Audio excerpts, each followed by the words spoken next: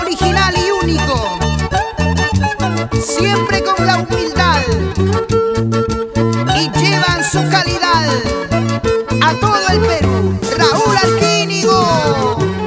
Y ya sé que voy a morir, ya no me oculten más.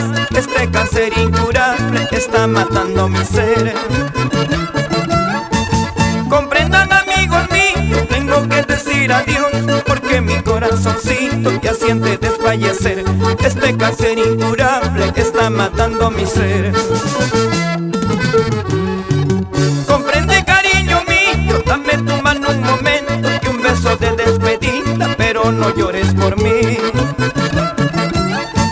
Resígnate, corazón, por esta separación. Es el destino, mi vida, ahora me toca partir. Es el destino, mi vida, ahora me toca partir.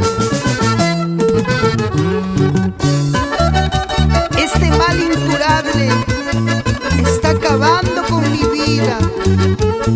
Solamente tu amor es mi consuelo y la esperanza para seguir viviendo. Ya estoy resignado, pronto partiré. Sin llorar, Raúl Arquínigo.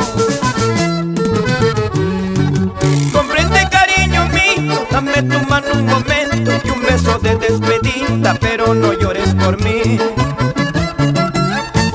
Resígnate, corazón, por esta separación. Es el destino, mi vida, pero no llores por mí. Es el destino, mi vida, ahora me toca partir. La muerte me dice, vámonos conmigo, allá en el cielo la vida es distinta. Pero yo le digo, tengo mis amigos, dame 2 minutos para despedirme. La muerte me dice, vámonos conmigo, allá en el cielo la vida es distinta. Pero yo le digo, dame 2 minutos, tengo mis amigos para despedirme. ¡Eso, qué bonito! Así es la vida. ¿Qué vamos a hacer?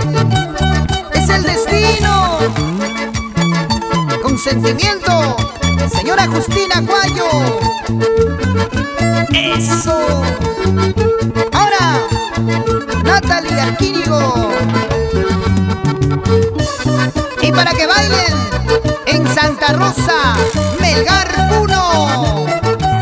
Francisca Guarzaya, Mauro Espirilla, David Guarzaya, Juliana Condori. Así, con el popular Amor, Amor y los sabrositos del